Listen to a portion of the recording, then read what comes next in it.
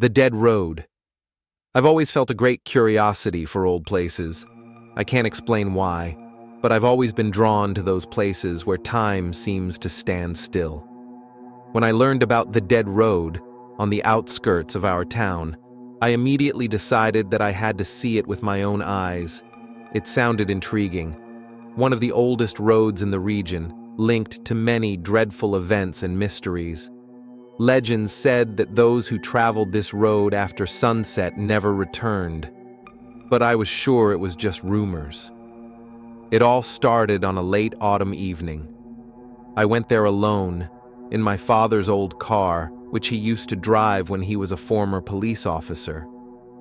The road was hidden in the forest, and even the locals often avoided it. I've always liked feeling brave, so I decided to check out all these rumors. By that time, I had already heard a few stories about this path, and they all seemed similar. Locals said it was an old military route where dozens of soldiers had died during World War II, and since then, ghosts began to appear on this road. Of course, I dismissed all these stories. I left after dinner and night came quickly. At first, the road was ordinary, narrow but smooth. The forest on both sides seemed calm, and everything was quiet, like a grave. As I drove further, the forest grew thicker, and a fog started to hang in the air. The further I drove, the more I felt that something was not right. Only after a few hours did I begin to notice the strange truth behind all these legends. They started coming to life. At the very beginning, I saw a shadow that quickly darted across the road. At first, I thought it might be an animal, but then I saw that this shadow wasn't like an animal. It moved very smoothly, as if it could walk through the air, and disappeared into the darkness of the forest. A feeling of unease overtook me, but I ignored it and continued to drive. Things got even worse. I started hearing strange sounds, as if someone was walking along the side of the road, but I saw no living creatures. Still, I kept driving, trying to convince myself that it was just my imagination. Then, when I reached the place described in all the legends, I saw that it wasn't just a small town, but a ruined old gas station. It looked like a place long forgotten. Amid the fog, I saw faint yellow lights from old neon signs. Gas station 24/7, but it was clear that it hadn't been operating for years. A feeling of inexplicable dread overtook me. I stopped by this gas station, thinking I needed a little rest. When I stepped out of the car, I felt a strong chill, even though it wasn't that late. I looked around and noticed that something was moving in the fog again. I couldn't tell whether they were people or ghosts, but their silhouettes became clearer. I decided to go inside the gas station, even though it was obvious that the place had long been closed. There was a strange silence inside, broken only by the sound of my footsteps. I approached the doors, and they opened by themselves. Inside, it was dark, but it was still possible to make out some details thanks to the faint light from an old lamp. There were old gasoline canisters covered in dust and rust. As I went deeper, I noticed a window that was still glowing. I got closer and saw it flickering. And then I saw him. A man. He was standing in the corner staring at me with empty eyes. His face was pale and expressionless. His clothes were torn and dusty. I felt cold chills tugging me toward this place. "You shouldn't be here," he whispered, and I heard it so clearly that chills ran down my spine. I stepped back, trying to turn around, but something wouldn't let me leave. My mind tried to process the situation, but inside me, something screamed that I had to leave, and the sooner, the better. I was exiting the gas station when suddenly I heard the doors behind me creak and slam shut. I turned around sharply and saw how the light inside started to fade. And then I saw how figures started emerging from the darkness. First one, then another, and they kept coming. I rushed to the car, but when I turned the key in the ignition, the engine wouldn't start. This was impossible. I couldn't believe my eyes. I turned the key again, then again, but nothing happened. The figures were getting closer, and I felt my heart racing. And then something happened that I could not describe with words. All the figures disappeared at once, and again, there was silence, so deep that I could hear my heart pounding. I kept twisting the key in the ignition, and finally the car started. I drove out of that place, and as soon as I hit the main road, the fog immediately cleared, and I found myself back on familiar paths. But I know one thing, I will never return to the dead road. And even now, when I think about it, I feel like something invisible is watching me. So, if you ever come across this place, don't even think about stopping, because this road doesn't forgive those who shadows on the road. I have always been a skeptic. Ghosts, legends, ancient curses, I considered all of it to be make-believe until I took that damn road. It happened a few years ago when I, together with my friends, decided to head to a small town in the south where my uncle often went to visit his house in the mountains. The town was old, practically abandoned, and there were many scary stories circulating about it. But that didn't stop us.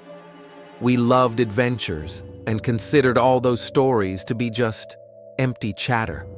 On the way, we took one of the old rural roads, known among the locals as the Desert Road. It stretched through a forest. Some parts of it were unpaved, and at night, according to the locals, one could encounter something extraordinarily unusual.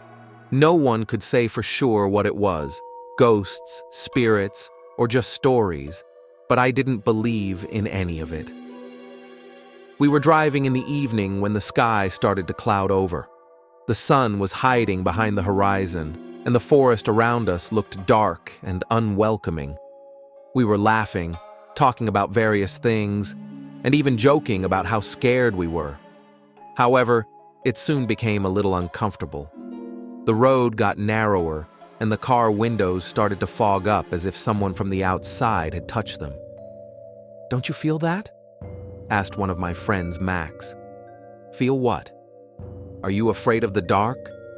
I answered with a laugh, although I was starting to notice strange sensations myself, the cold in the air, the feeling that someone was watching us. We kept going, but when the road turned through the forest, something unusual appeared on the horizon. At first, I thought it was just mist, but the closer we got, the more it looked like the silhouette of a person. "Who is that?" asked Andrew, another one of our friends, looking out the window. I slowed the car, and we stopped to get a better look. The fog was thick, but in the center of it stood a figure, not very tall, with stars reflected in its dark shape. At first, I thought it was just a villager on his way home, but then I noticed that the figure moved very evenly, as though it wasn't bound to the ground. "I don't know if we should stop here," said Max, and we drove off without making a scene. But after a few kilometers, the road suddenly began to narrow into something even tighter. The deeper we went, the more I felt an uneasy discomfort. I thought I heard whispers, barely audible but constantly present. I looked at my friends, but they said nothing, and then we saw it again. The figure. It stood in the fog, unmoving, and again it seemed to be trying to draw our attention. I slammed on the brakes and we stopped again, but this time, when we got closer, the figure vanished.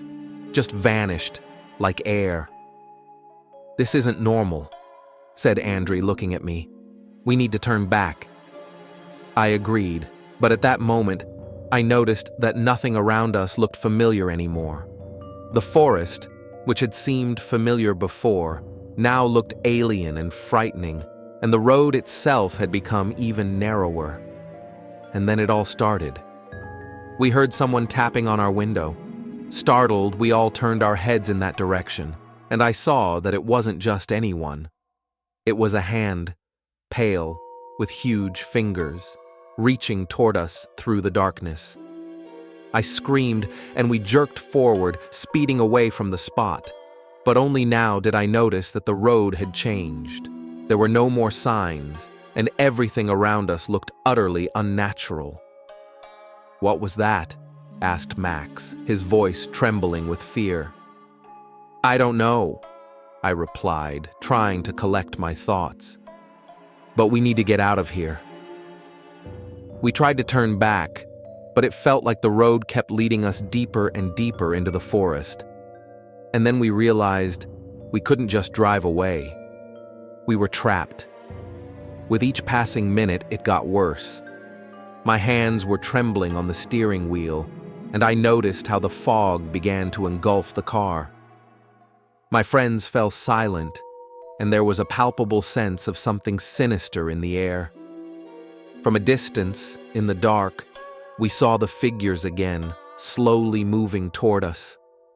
That night, we only managed to escape from that place by accident. I don't remember how exactly we turned back, but suddenly the road became more familiar, and the landscapes we knew appeared in front of us. When we finally drove out, we silently went to the nearest gas station. My friends didn't say a word. This was just the beginning. The desert road doesn't forgive those who visit it with the intent to mock it. The road of no return. We all love legends, and nearly every town has its own scary story that the locals fear. But there was one road that I had heard about since childhood, and I would never have believed in its dreadful reputation if I hadn't gone there myself. It all started in the middle of autumn when I went to visit my friends in a small town to the south, far from civilization. Their house was on the outskirts, and an old road led to it, which everyone in the town talked about, but no one dared to drive on.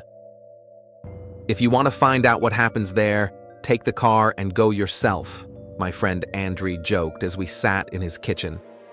I didn't believe in all those scary tales, but one day, when we went to fetch firewood, I decided to check it out. The road we had to drive was not very long, but it was strange.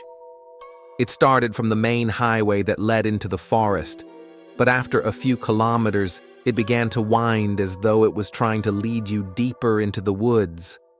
After a couple of kilometers, I noticed how the air became thicker, and the trees around looked ancient, as though they had seen everything. I began noticing strange signs that immediately puzzled me. Remnants of old tattered signs, broken pieces of old lanterns that showed no sign of ever being repaired for many years. "Don't think about it.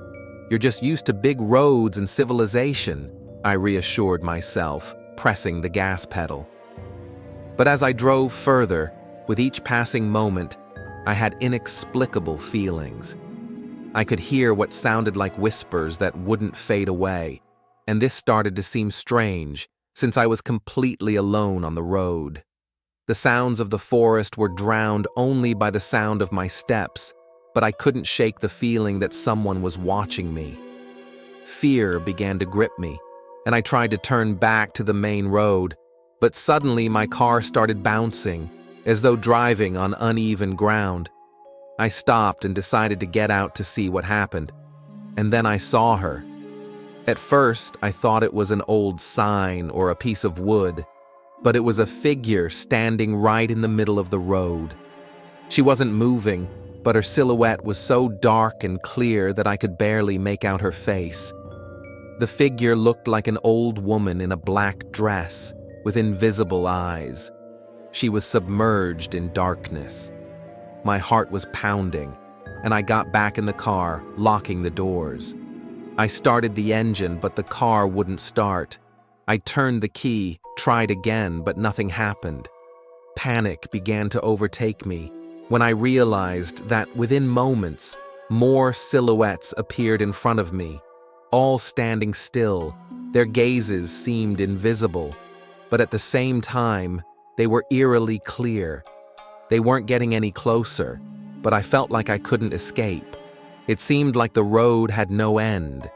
It just stretched into infinity, like a black abyss. I tried to get out of the car to see what was happening, but when I opened the door, the woman was standing there. The same figure I had seen earlier. She stood in front of the car, motionless. There was nothing in her eyes, only emptiness. "You shouldn't have come here," she whispered, and I felt a chill run through my skin. I couldn't say anything. I was frozen. My blood ran cold, and I quickly shut the door and hit the gas, trying to leave this place. That's when I saw the road around me starting to change. The left and right sides suddenly became like a black void. I turned around and saw how the figures reappeared and their numbers increased. I tried to drive faster, but it felt like the car wasn't moving. I couldn't understand why this was happening. But when I looked in the rearview mirror, I saw that we were heading back in the direction we came from. And this wasn't just an illusion. The road had twisted, as if I had turned back. "I'm never going back here," I muttered to myself, trying once again to escape this place. But the road grew narrow again, and I felt my heart pounding in my chest. It seemed like I would remain there forever, on the road of no return. I stopped once more and took out my phone to call for help.